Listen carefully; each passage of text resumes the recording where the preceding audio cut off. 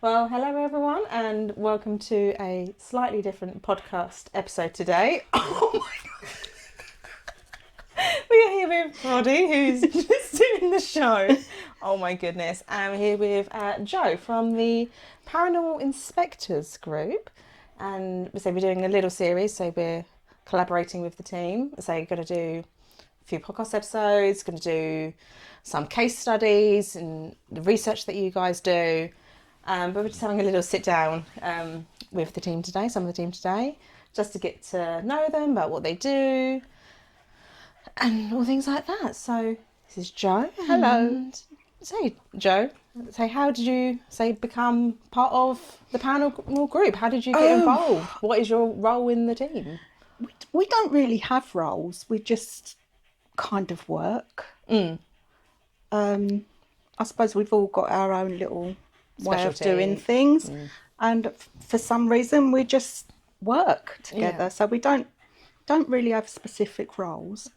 And say the Paranormal Inspectors as a group, say you guys look into like paranormal instances, you look at the history, you do some background research. Yeah. Do you want to tell us a bit about that? We prefer to go into a location blind, and then we'll come out, and Sue is a fantastic researcher. No, stop eating the cheese. This is going to be chaotic. Oh, Roddy.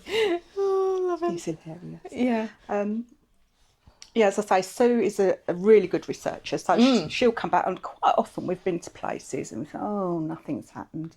But then when you put it together, excuse me. Excuse us and Roddy eating all the cheese that Sue has kindly put out for us. Oh, that's it. He's dismissed. Bye, Roddy.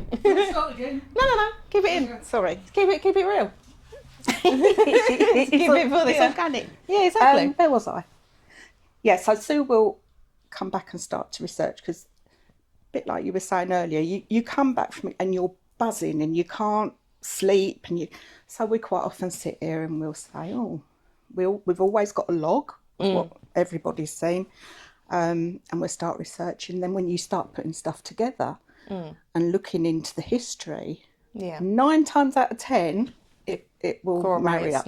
Yeah, Exactly. it's really interesting. So what are some of the, most interesting things that you've done, looked into?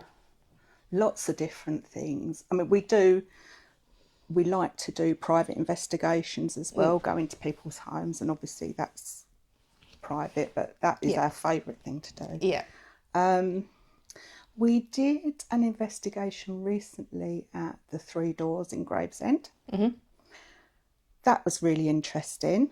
We came out of there and we uncovered a murder. And we were able to go around, find the places where the people that were involved in this murder lived, photograph the houses, and we were able to provide a really good report for the landlord. Yeah. He was really pleased with that. And we're hoping to go back because we feel like there's unfinished business there. So had the landlord come to you to say things are happening, or was it? No. It was just folklore of the place, and he was like, "Oh, let's look into it." Yeah. So is that another way you approach it? You kind of, well, actually, we've discussed obviously looking at Pennington Heath in Maidstone. So there's quite a lot of local things to Kent and Medway, Maidstone, that area. So you kind of look at these tales, and also another one you've given us a case study for is Pluckley. So there's these places that have these tales, these folklores, these paranormal activities, and you guys go in and you just do. We like to get to the truth of it rather than the folklore. Understand the history. Yeah. So that's obviously Dan's approach to paranormal with his videos as well. So that's how this collaboration's come about. So it's really it's not always the popular option. No, because people like the ghost stories and the. 9 times out of 10, there is a seed. It's like any story, isn't it? There's always a seed, but we like to get to the real, the real history. Yeah. That's what we like to do. Yeah, absolutely. No, that's really interesting. So how do we've locked him out from the cheese if you hear scratching at the door. I can't remember what my question was already. What was my question? Oh, it's gone. Would you like any more cheese, Roddy? Yeah, would you like any more cheese? The answer's always going to be yes. How did you get involved then in paranormal In the investigation? paranormal? Yeah, how did you start? Is it something you've always been? I've always had? been interested in it. My grandma who brought me up, she was very into spiritualism and that kind of thing. But I had an experience. My son was about 12 and we'd just moved to a new house. My husband was on nights and my son had a hamster. So we'd only been there a matter of days, and I can remember sitting in the living room and I was going through gardening books because it had a lovely garden. I was trying to identify the plants, and my son went up to feed his hamster, and all of a sudden there was this real blood-curdling horror story scream. Of course, I dropped everything and ran out because I thought he'd hurt. He was at the top of the stairs, just hanging onto the stairs, white as a sheet. And I said, what was that? And he said, something screamed in my face, Mum. Oh. And that really was the start of really trying to investigate. We never found out what that was. Was it just an isolated incident, or? That house had a feeling to it. You couldn't put your finger on it, but it had a feeling to it. Yeah. And that scream, I wouldn't want to hear it again. No. I would not want to hear it again. It was horrible. I'd say we'd only been there a couple of days. Oh, blimey. Good welcome, isn't it? Yeah. Someone wasn't happy with the change it was frightening. I can imagine. And especially if it's in your own home. Yeah. And it was in the house. It wasn't outside. It was in the house. Because I thought it was my son screaming, obviously. I've never seen him so frightened. And so it's just one time it happened? One time. Ooh. But there was a feeling. There was definitely a feeling. But then there was no other activity outside of that? No. But we didn't stay there long. It definitely had a feeling to it. Yeah. Ooh. Yeah. And it was horrible. It was a horrible, horrible noise. So then from that, say, I'm guessing it's kind of like sparked an intrigue to look into what these things are. I mean, I've always been interested, if you like, reading books and all sorts. But yeah, I think that was really the trigger, sort of, what else is there? Yeah, exactly. And there has to be something, because that can't be explained. No, exactly. And especially if it's come from, say, your son who was, you say, 12 at the time. Yeah. It's at that age as well. Exactly. Which, people may or may not agree with, say they're quite susceptible still when you're young to encountering these kind of things. So yeah. But his face, I knew that he was frightened. He was really frightened. He saw something. Yeah. And something had happened. And he said, as this scream, he said he felt sort of like a draft on his face, as if like a breath almost. Right. Yeah. And he said it was right in my face, Mum. Oh, God. So yeah, we never did find out. And has he had anything experience since, or is it? He belongs to a team as well. Oh, does he? Yeah, he does his own thing with the okay. paranormal. But yeah, he's quite sensitive to it. Oh, he's sensitive along that way. So obviously we just had a chat with John from the team, who is, I say, sensitive. Obviously watch his videos, get say his experiences, and say how he's involved and that. But say you do slightly different. I know that you say you look into tarot and things like that, so you'll do spiritual things with that. So how did you get into that? Tarot reading. Again, my granny was interested, and I just learned it. I just learned it. It's a tool. It's one of those things that's got loads of myths around it. Yes. But really, it's a tool for your intuition. Yes. That's all it is. Because I very loosely learnt tarot. If I get a spread, I can do occasionally. I don't do it all the time, but occasionally I might be like, how am I feeling? I'm having an inkling, like, just maybe I should check on a deck. How am I feeling? As you say, there's lots of ideas around tarot that it tells the future. Yeah. No. It's very much a it's not a yes and no. It's a maybe let me check in. How am I Yeah. feeling? What guidance do I need? Exactly. And I think that's the misconception. Yes. It's actually it is a tool to kind of see maybe where you've been, where you are, where you can go, and guidance. Yeah. So how did you say you got all this information from your gran then? Where did she get it from? Oh, I don't really know. So she sounds very I interesting. think, yeah, bless her. I lost her in Oh. 2021 during COVID. Oh, yeah. Yeah, she came from a spiritual family, I suppose.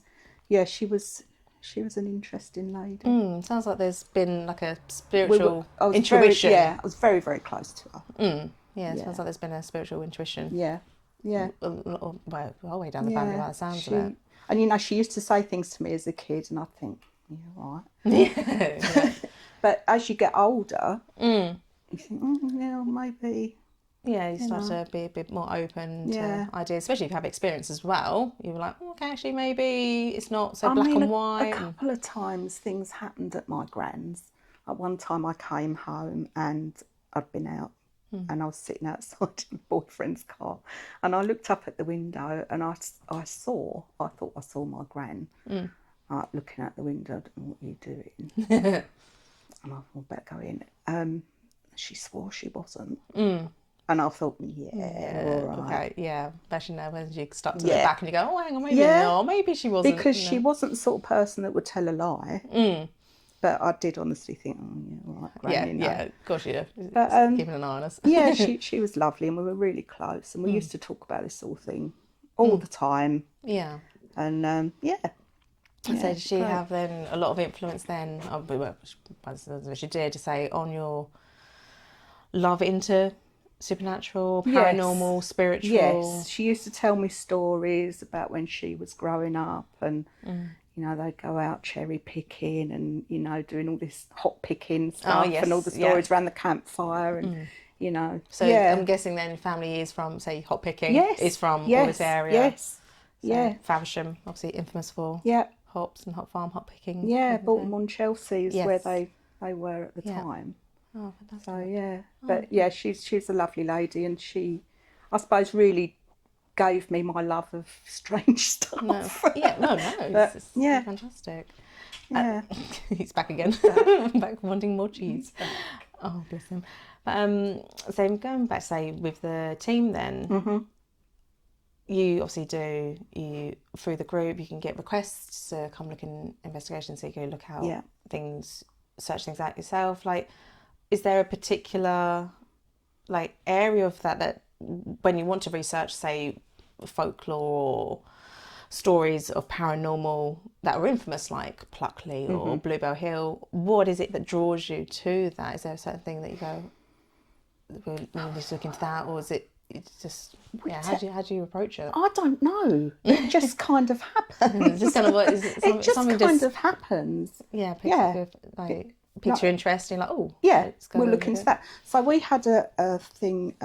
We went to Manston recently. Did an investigation there, which was great. It was a really, really good night, and I was drawn to this picture on the wall. These 4 ladies, and they were SOE agents that had been sent into France, to do with D-Day and all that sort of thing. And I don't know, I felt we needed to look into them. And we did, and we dug up so much stuff. It was incredible. We haven't been able to leave it alone. You know, we've gone back and back and back. As I say, Sue is the best researcher on the planet. Yeah, so we've got a few case files and they are pages and pages. Yeah, and she's they're so incredible. thorough, she is incredible. Yeah, it's a case of actually look to the root cause, like to the root, isn't it? And actually, if it doesn't come to fruition, if it's a dead end, that's fine. Right. But that's what we're like reading the case studies and something we will go over in videos as well in the future. Is all that history, so it's got to come from somewhere. Exactly. And actually, it's quite intriguing that you have, like you say, you see this picture, then just can't rest until you look into it. You're just drawn to it. Just drawn. That's the only way I can describe it. So you actually went there for something else, and then... Yeah, we just went there on a general investigation, just the team. We had a couple of guests with us. We split off in our little groups. And yeah, we were just so drawn to this picture. This one particular woman really caught my interest. Yeah. And we found out some pretty awful stuff. The poor people had such a terrible ending, and it's almost like their story is never told. Yeah, maybe there's an energy from that. It's a case of like, actually, look at us, we have something to say. They will talk about, Sue and I went to a talk last weekend about an SOE agent, and again they spoke about concentration camps and how they were executed and how the Gestapo treated them and this sort of thing. Didn't say anything about these 4 women. No. And so we asked, and they didn't want to talk about it. And it's almost like, why don't you want to speak about these people? Yeah, well, yeah. Why? Is it because it's not mainstream, as it were? Is it not? Well, it's because like they're like almost sidelined, almost. It's like, exactly. Why? Like, is it still a part they want their story to be told? These 4 particular women were injected with sodium chloride. Oof, ouch, I can imagine. Yeah, and they were put into the ovens alive, basically. And I think that it is very, very horrific. It's horrible. But why is it glossed over? Yeah. Why? It's because, like, you don't have this information, you have this history. Yeah. It's not just, about... But we can't do anything with it because nobody wants to talk about it. No, it's a shame. So with this, like, sort of investigations that you do, like in this instance with these 4 ladies, so do you then put that out anywhere and say, like, oh, this is history here? Yes, we have. We've approached Manston. They know we've got that. We'll send the report over to them. Yeah. See what they want to do with it, if they want to do anything with it. But for us, it feels like we know their story now. Yeah. We know their story. Yeah.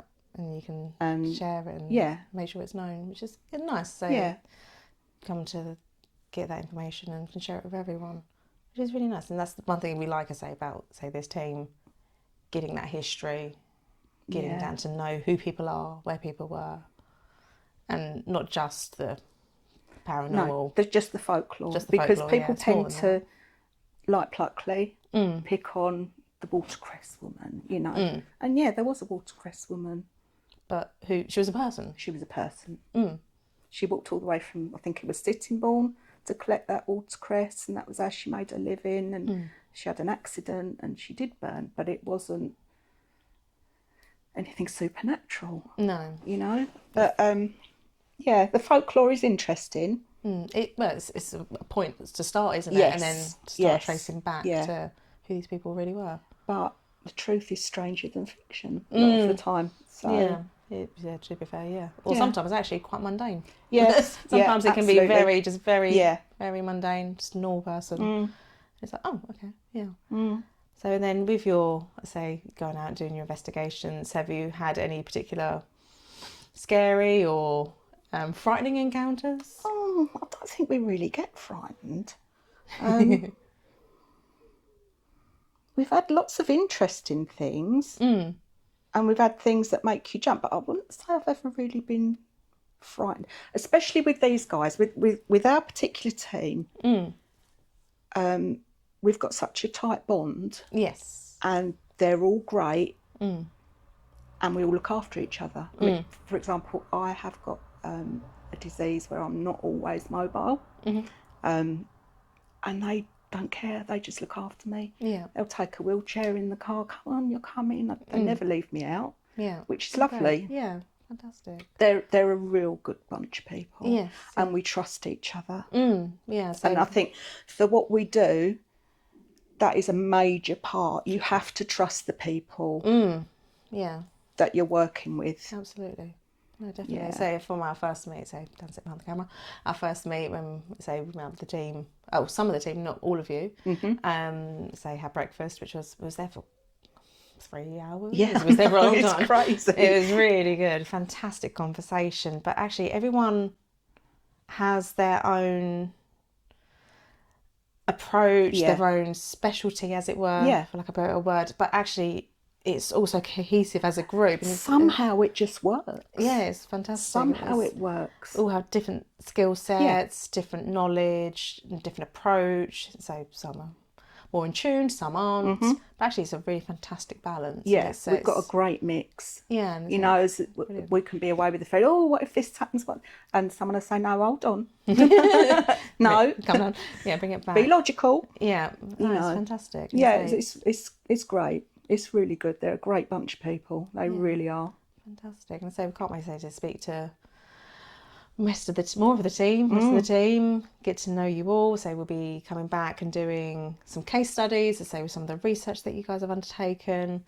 So look into maybe some of your different skill sets a bit more in depth. So it'd be great. Yeah. Looking forward to it. Yeah, it's going to be fun. It's going to be, I think, a really interesting collaboration, especially as well coming up to spooky season. Oh yes. Oh yeah. So things will be going bump in the night. Yeah. So we'll be getting involved. So we're looking forward to it. That'll be fantastic. It'll be exciting times. Yeah. Perfect. So before we wrap anything up, is there anything else you wanted to add? Or I don't think so. Just thank you for having us. And we're really you. looking forward to adventures. Yes. Perfect. Thank you very much. Thank you. So it's been fantastic to get to know you and your involvement, and check back on the podcast again soon. So we have more from the team, and we'll be back again soon. Right, see you later. Bye-bye. Bye.